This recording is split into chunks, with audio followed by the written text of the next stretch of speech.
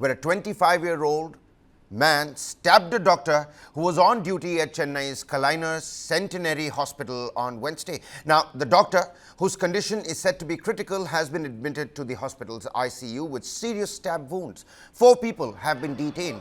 The main accused tried to escape from the hospital but was chased and nabbed by fellow hospital staff and handed over to the police. The details of the detained suspect have not yet been revealed by the police, but according to the Times of India, preliminary inquiries revealed that the suspect's mother was earlier being treated for cancer at the oncology department at this particular government hospital from May to November this year. She later developed complications and hence this ordeal that took place. Joining us on the broadcast to speak more on this is Dr. Rohan Krishnan, patron, FIMA, that's Federation of All India Medical Association, and former chairman for Anti-Harassment Cell of FODA Doctors Association. Rohan, a very warm welcome to you.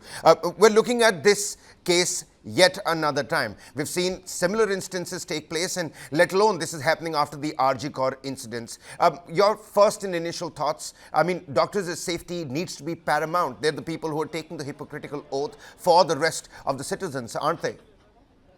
Yeah, exactly. It is shocking that every day something new is coming up for doctors, and some new cases of harassment at the highest level. RG issue was one of the biggest issue of the country during that time, and now you see that another incident has happened, and it is also a very serious incident that the killer were actually came as a patient, and then they have stabbed the doctor.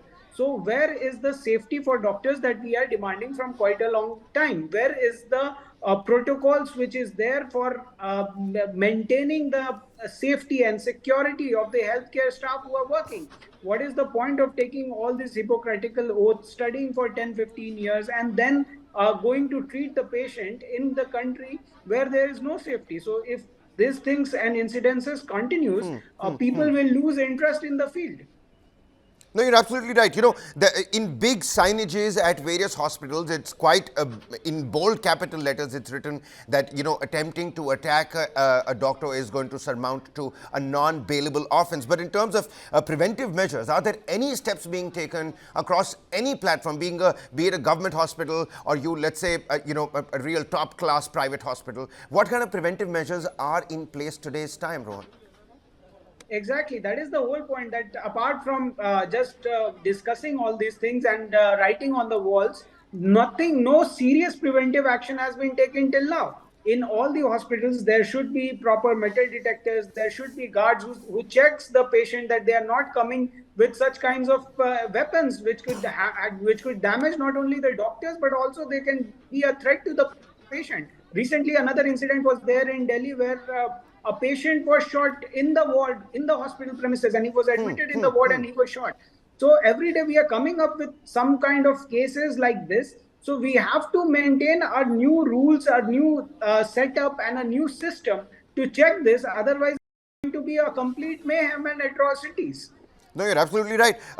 Just to tell the viewers as well, Rohan, we're getting some live visuals of the Deputy Chief Minister of Tamil Nadu, Udhanidhi Stalin. He's made his way, I think, going to go visit the doctor inside the ICU. The Health Minister, Ma Subramanian, also there at this point in time. But, Rohan, it doesn't have to be always a metal detector. It doesn't always have to be like a metal baton, a gun, God forbid. But the risk of workplace violence and its effect on doctors' mental health and job satisfaction in the first place. I mean, I don't want a doctor who's not mentally fine or, feels safe to go and attempt to cut open somebody else's body or operate on somebody else. No, I'm glad that you raised this thing. This is one of the most serious issue that we have to consider, which we have to ponder upon.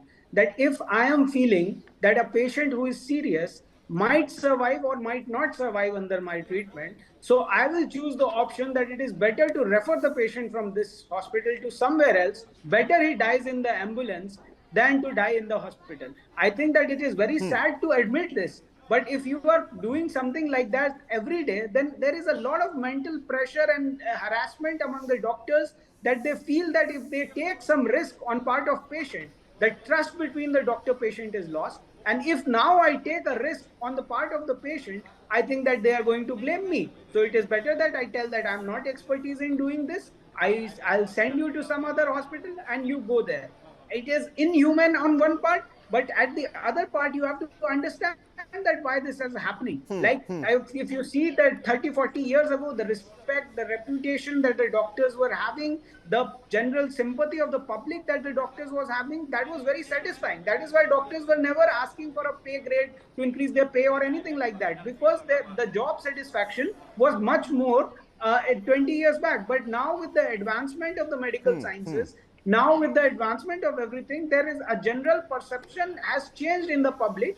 Also, then there are some doctors and the healthcare workers on the big corporate hospitals who are responsible for that. I'm not going to deny it. It is not a complete black and white, it is a shade of gray. But however, even if 10% people are bad and 95% people are getting harassed by the other patients, then obviously the 100% patients will suffer, because no doctor will try to take any serious case when it comes to their hospital, be it a private or a government one. Right, and I'm glad you said that this is a shade of gray, because, and that's why I don't necessarily want to talk about the government and the institution's role, but bodies like FORDA, FIMA, and when you're studying in all these prime medical institutions, do medical institutions teach our future doctors how to handle volatile situations like these? Is there proper training that goes into it? Because I certainly see, Rohan, that there is a dire need for it. Yeah, obviously now they have put in it in the guidelines. 10 years ago that was not there, but now there is in the guidelines. And also in our college, in Maulana Azad Medical College, we had the ethical programs where we used to teach the doctors also, like how to treat the patients, how to talk to the relative, how to break bad news. But you have to understand that one of our professors used to say that you have food for 200 people and you have to serve 2000 people. So that is the reality of the government sector in the country, that the patient load is much more than what we are prepared to do. So you cannot expect someone to have a proper counseling of 40 minutes. That is not that, because I'm not treating 4 or 5 patients a day. If I'm seeing 200 patients a day, then I cannot give you more than 5 minutes of my time. So this is something which is a failure on the part of the government and the entire system, that our PHCs are not strengthened, our community health centers are not strengthened, our primary, secondary healthcare centers, our tertiary hospitals are not strengthened. All the loads are coming to the big medical colleges and the oncology centers, and that is why there is gross insatisfaction among patients. If I go to my hospital today and I see that they have to wait in a queue for 3 hours, even I will get irritated, and I will feel that we have to do something about it. Right. But right now, what organizations are doing are continuously telling that we need to recruit more doctors in the government sector. We need to improve the system. But it seems that it is going to deaf ears.